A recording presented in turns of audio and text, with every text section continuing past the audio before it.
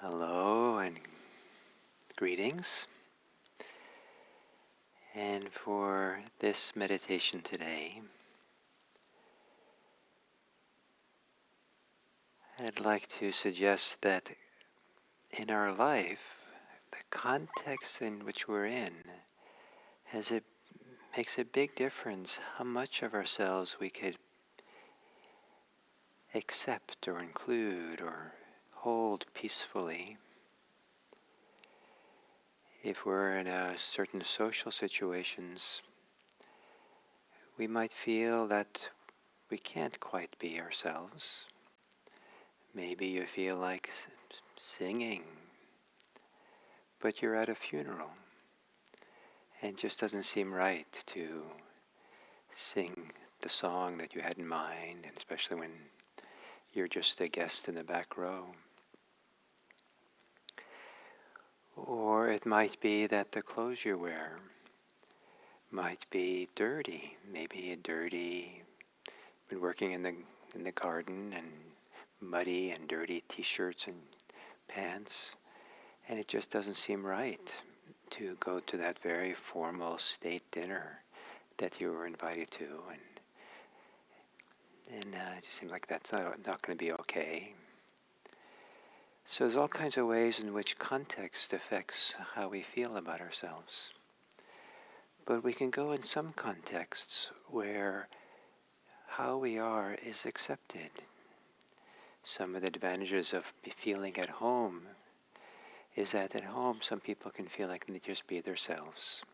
No matter what, they can just wear the clothes they wear, speak out loud, sing out loud if they want, do whatever they want, it's okay there.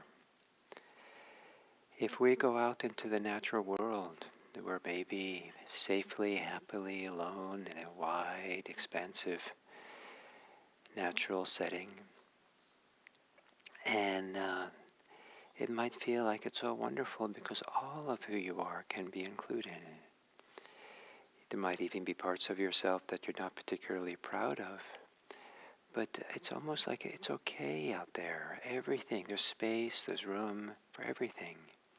It's as if the natural world, the sky, the ground, the trees, accepts us as we are. And it feels like we can kind of be at ease, deep, deep ease with how we are. So meditation can be a context that's a little bit like being in the natural world, where we expand the awareness in a sense so everything can be included. Not included by acting on it or speaking on it, but the kind of inclusion where even if we don't approve of it, or feel like we have some shortcomings, it's okay. In this context, in this setting, it's okay. We can include it all by making our awareness bigger, wider, more open, more inclusive. An awareness that says this too can be here. But where the confidence of saying this too can be here, it kind of is made a large room, space, for many things to coexist. If we have some shortcomings, it's not the whole world.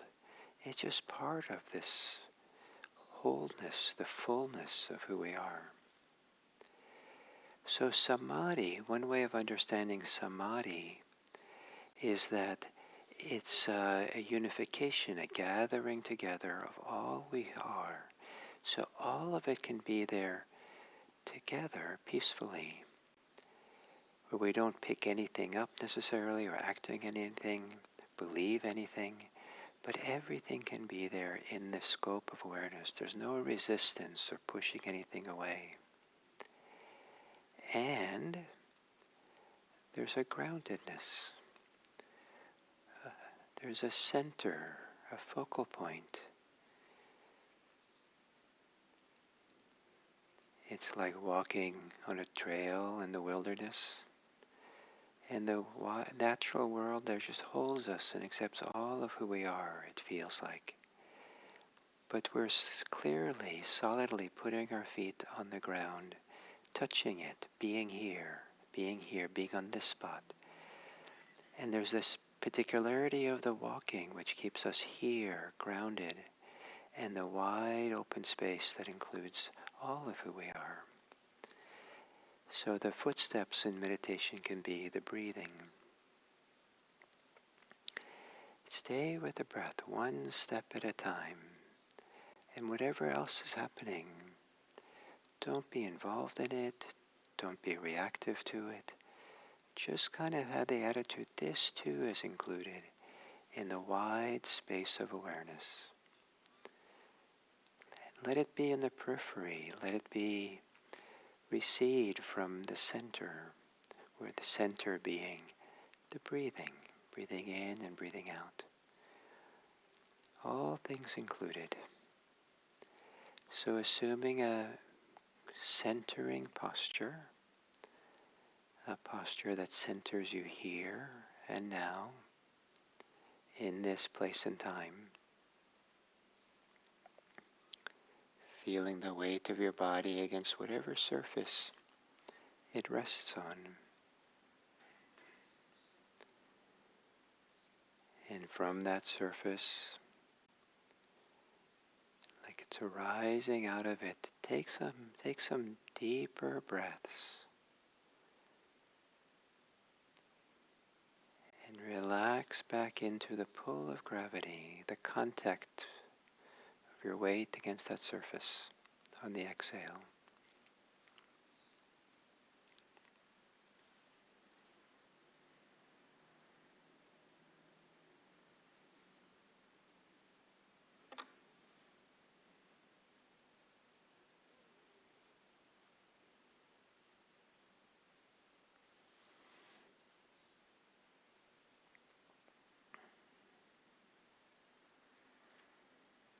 Letting your breathing return to normal.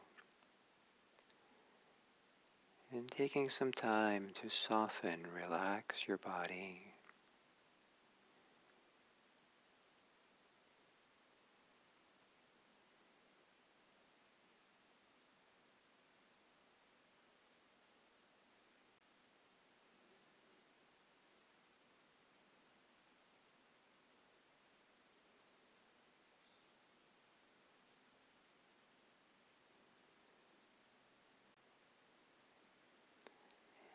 And then relaxing the thinking mind. Soften it as if you make wide space all around the thinking mind into which it can dissolve, rest.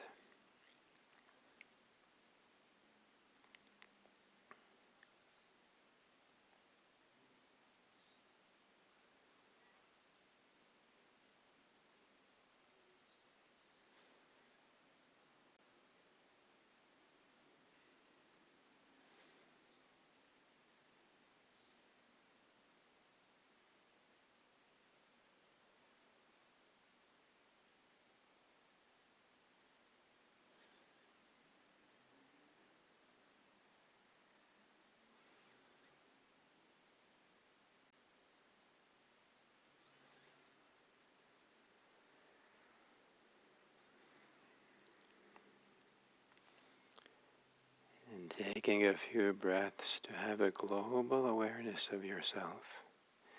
Almost like you have a wide, expansive view of all the space around you.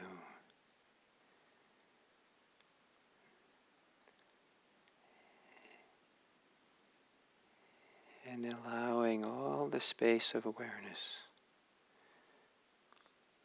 to hold all of who you are. No part left out. Whatever is happening has its place.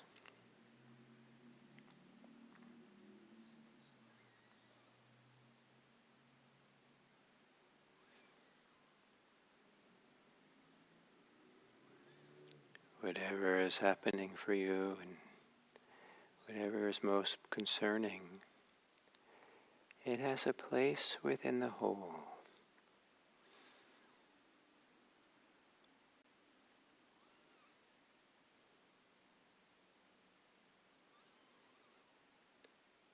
And then lowering your attention into the torso to feel the alternation of breathing in and breathing out.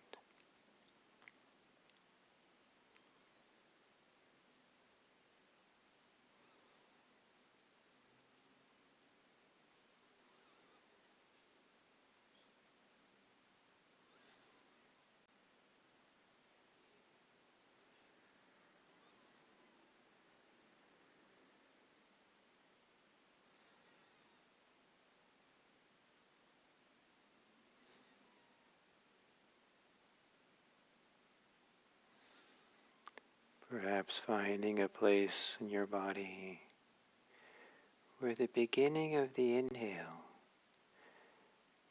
is the grounding place where your feet touch the ground.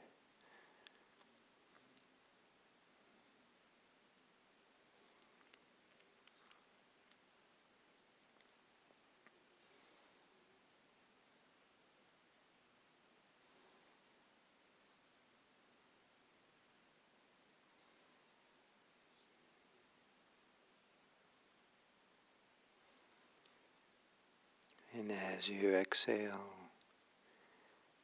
relaxing and returning to this grounding spot, centering spot.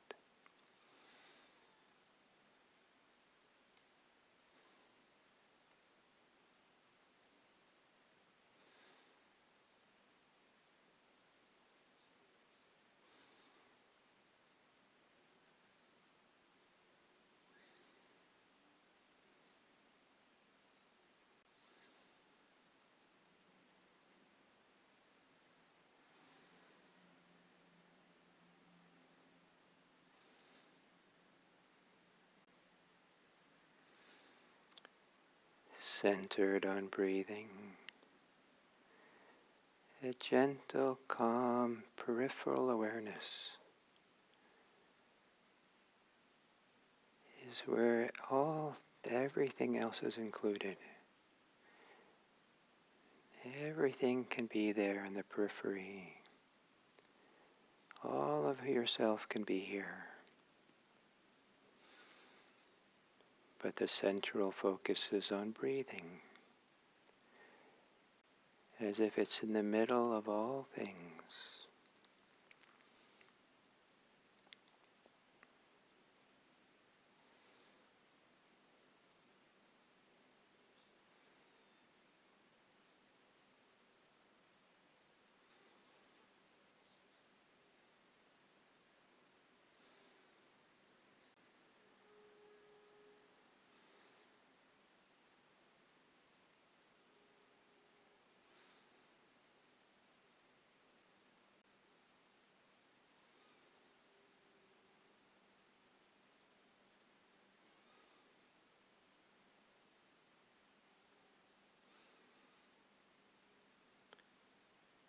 As if the breathing is the center bottom of a bowl.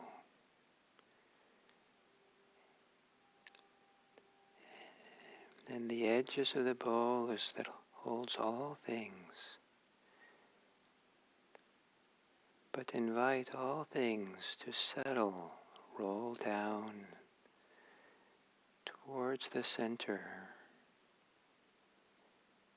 to become quiet, calm at the center, a gathering here.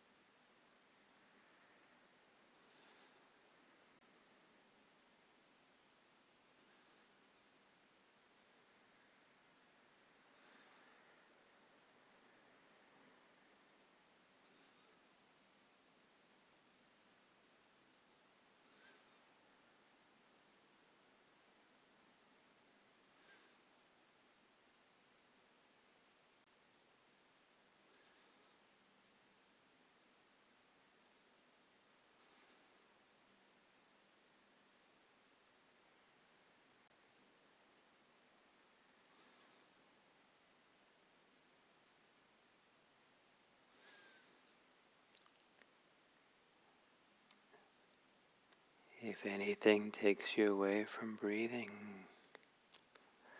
like thinking might, recognize it. Allow it to be included, but let it be on the periphery. And let the precious food of awareness flow into breathing. Let breathing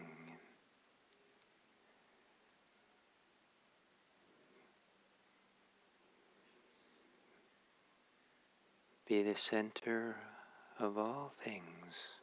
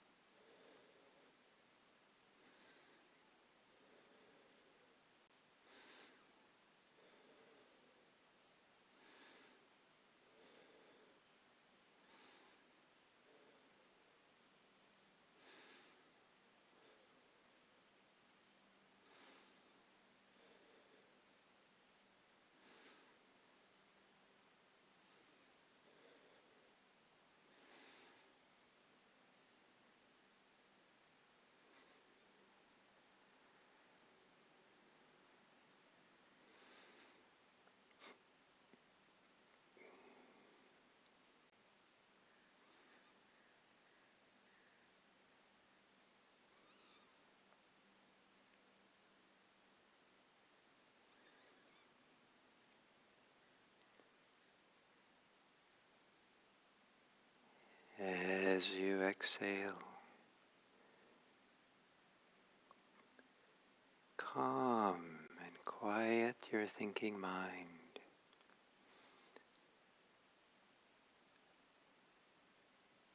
Instead of having awareness filled with thoughts, allow the quieting of thinking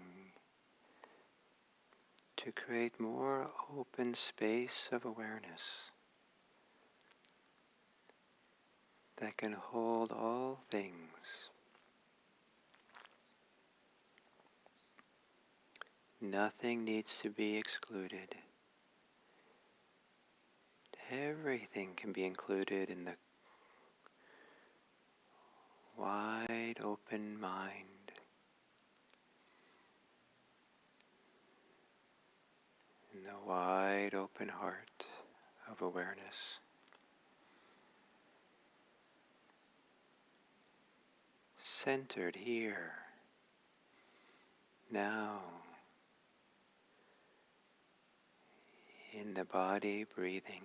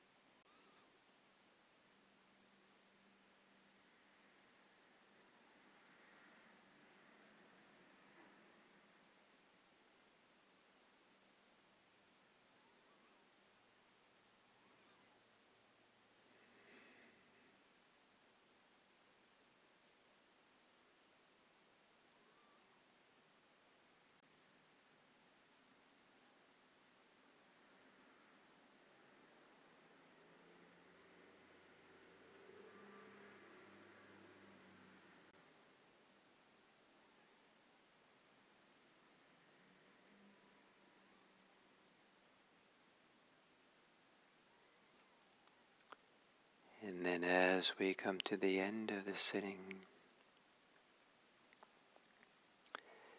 to imagine your awareness, your eyesight can spread out across the land like you're standing on a hilltop and can see far away. You can see a wide area where people live and move around and engage in their daily life.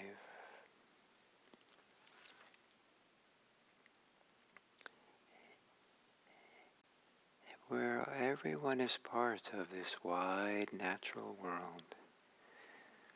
And in the safety of the hilltop, no one needs to be left out. No one needs to be excluded from awareness, even from the heart.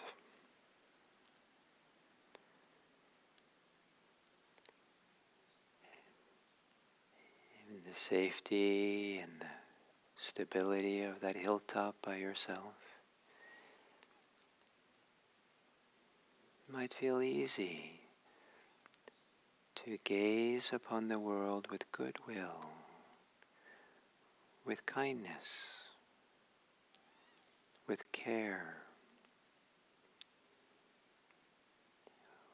And you might consider how if all the people in the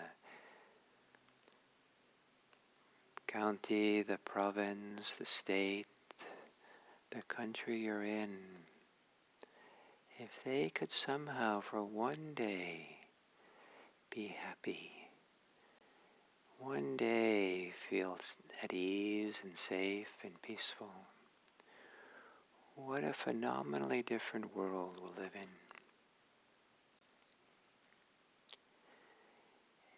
And while that might not happen today,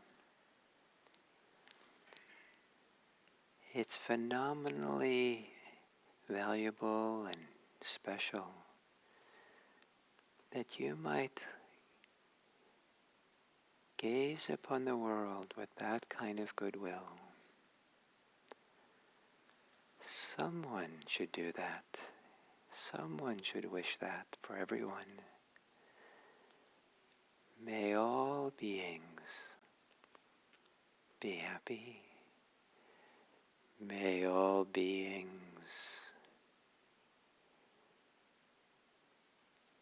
be safe. May all beings be peaceful. May all beings be free of suffering. And may whatever degree you can wish this on the world, may it spread through the world like the wonderful sweet scent of some wonderful flower. May your goodwill spread through the world and make a difference.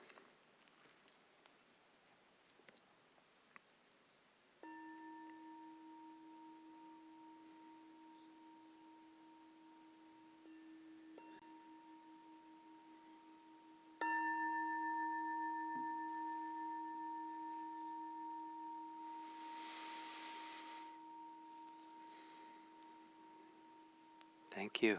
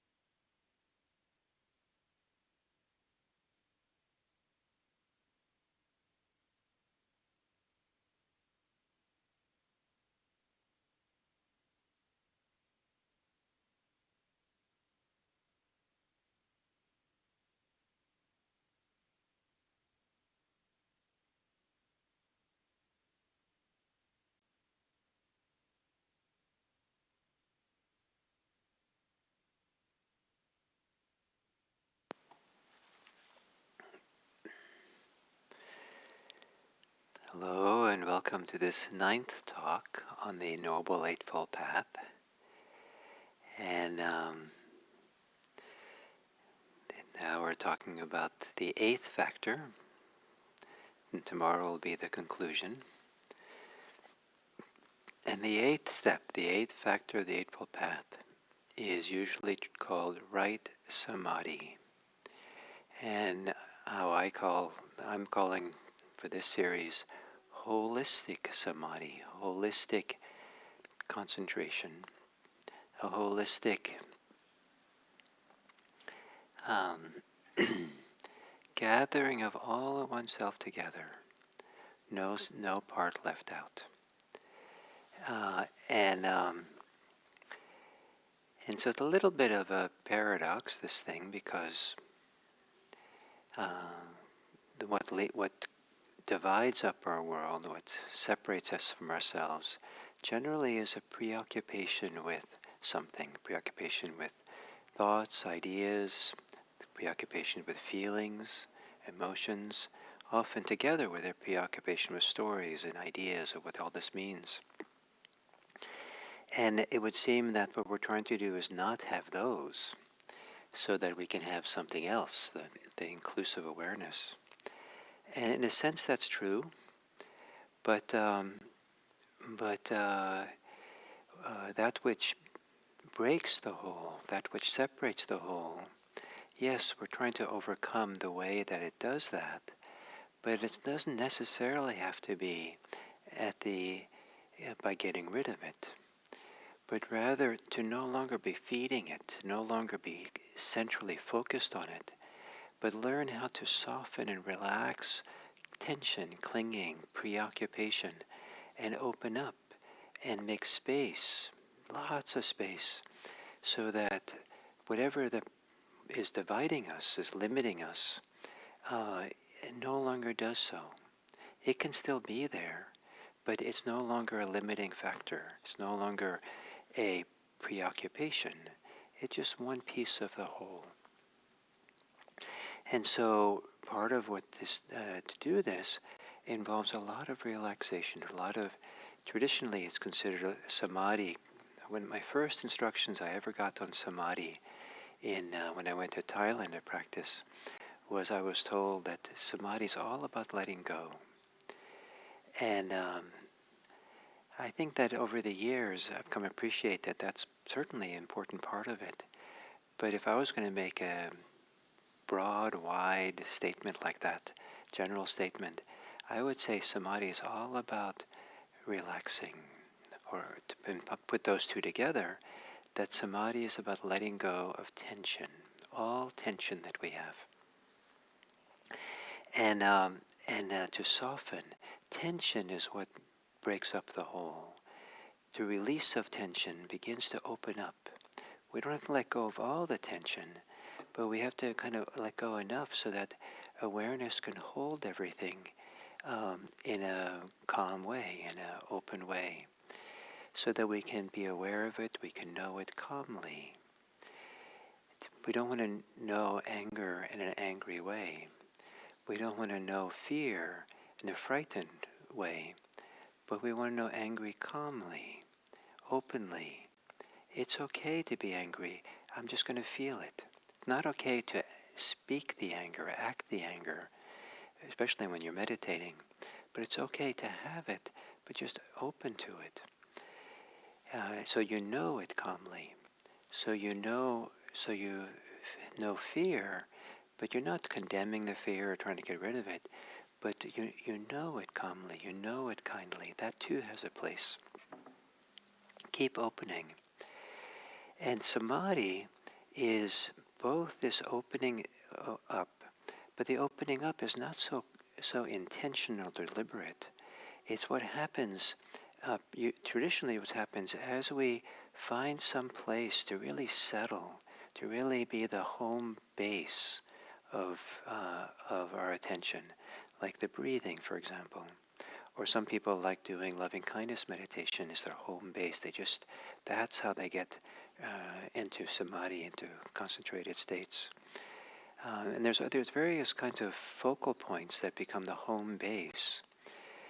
And plenty of people who concentrate try to do it by excluding everything else and just kind of bearing down on an object.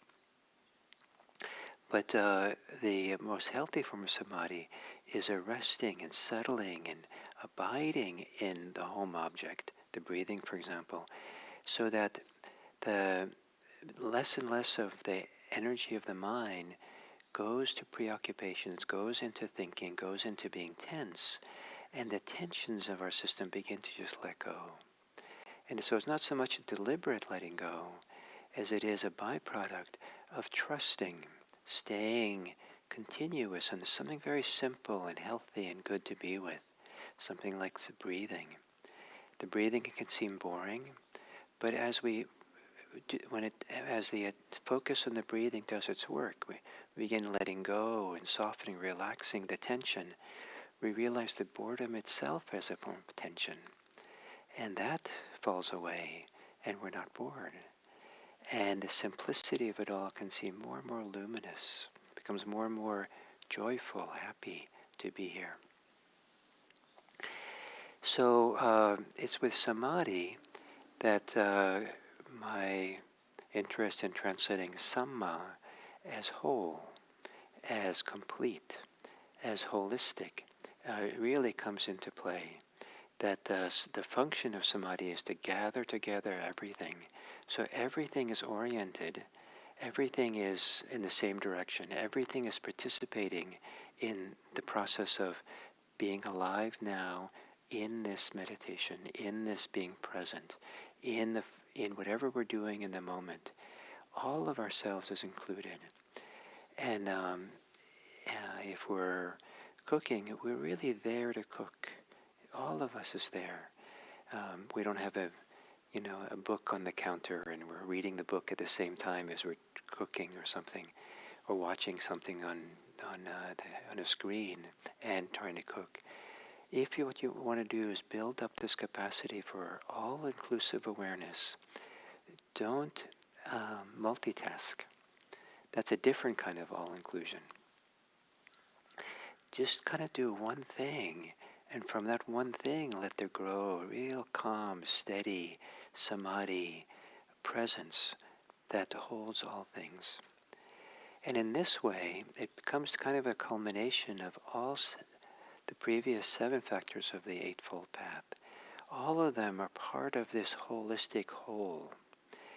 And the more that the samadhi is there, the more the others come into their wholeness.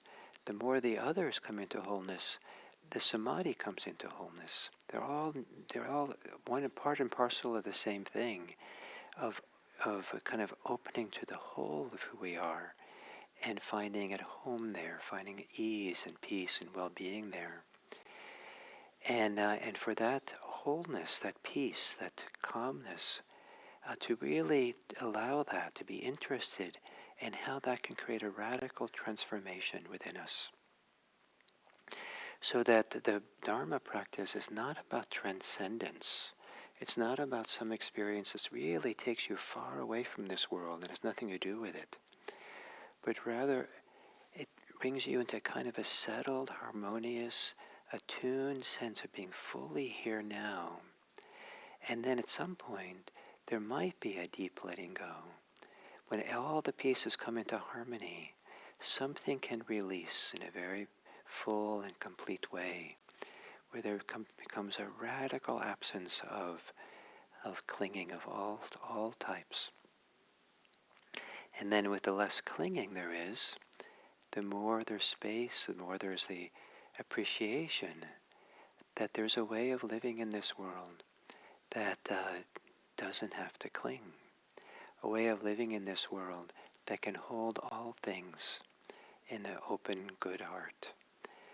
And so the Eightfold Path is not, I appreciate that the way that, one way the Eightfold Path is emphasized in the teachings of the Buddha is not as a means to awakening, but rather as a manifestation of our awakening. It's the result of it. And it's a radical transformation, so this is how we live our life. And samadhi is an integral part of this. And because we're no longer going to live having tension or fear or greed or hatred divide us from ourselves, separate ourselves from the whole.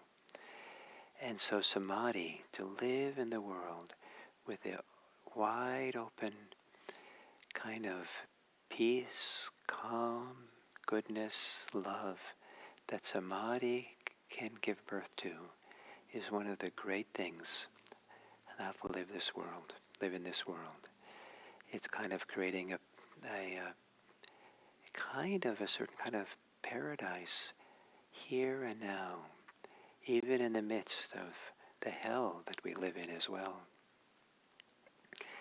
And both of those are included, not one or the other, but a loving meeting of the two in order to melt away all the ways that human beings harm each other.